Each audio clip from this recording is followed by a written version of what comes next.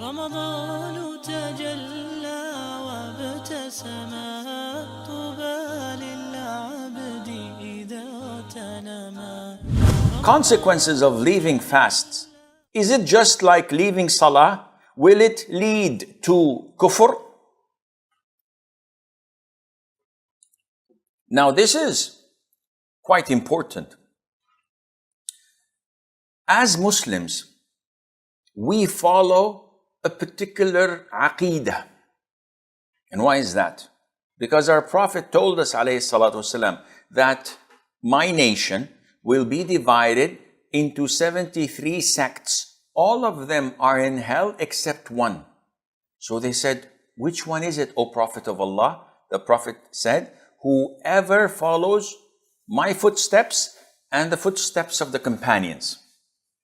This is the saved sect, which I claim, as well as you do, that we are, inshaAllah, among them. And how do we know that we are among them? By following the Quran and the Sunnah. Nobody's else footsteps we're following. Whatever we do, you ask me, you question me, you stop me in the middle of the street, if you can. And I'll answer your question. Say, Sheikh, how do you prove that the Prophet did what you're doing? And I'll show it to you from the Quran and from the Sunnah. Other sects can't do that. You tell them, why do you do this? He says, Simon says. You have to obey. But Allah did not order me to follow and obey Simon. Allah ordered me to obey the Prophet ﷺ. Going back to our question. What does this have to do with fasting Ramadan? If a person does not fast Ramadan, is he a kafir? First of all, do not play with fire. Otherwise, you're going to burn yourself. Those who play the takfir game.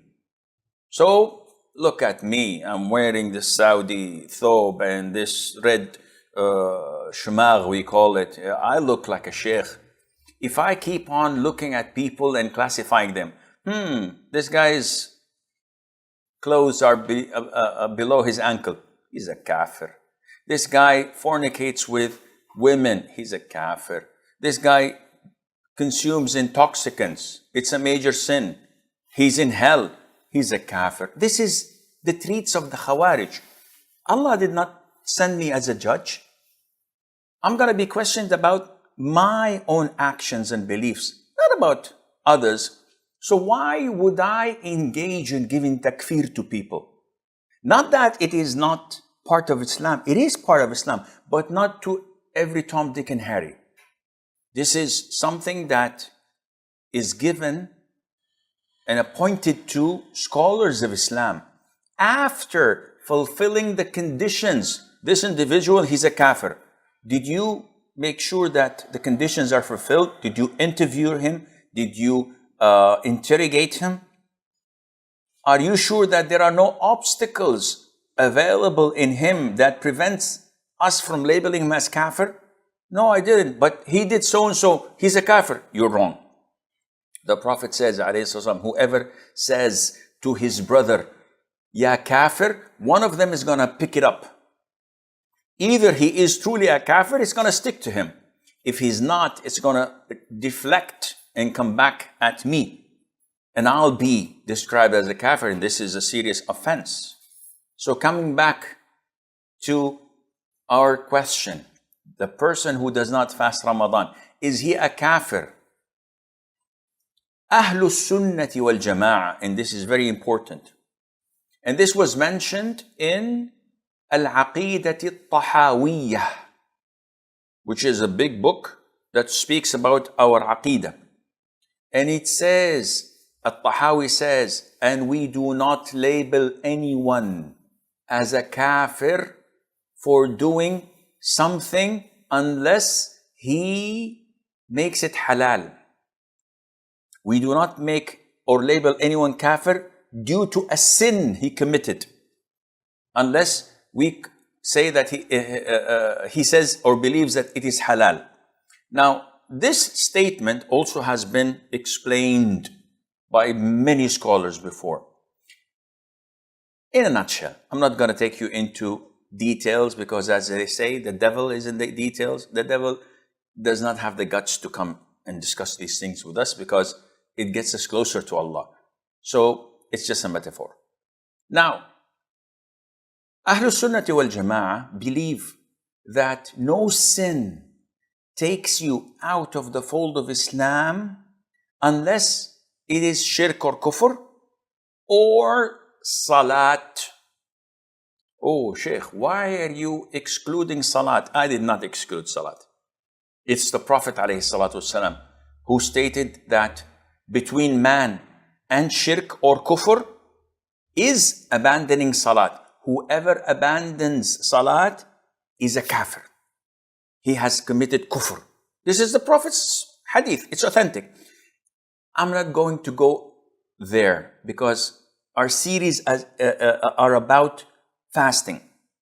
This is what I believe. You can always watch the great debate that took place 4 years or 5 years ago in Birmingham, Green Lane Masjid, between the Honorable Sheikh Abu Amina Bilal Phillips and myself. We discussed this, whether he's a kafir or not. And you can judge for yourself.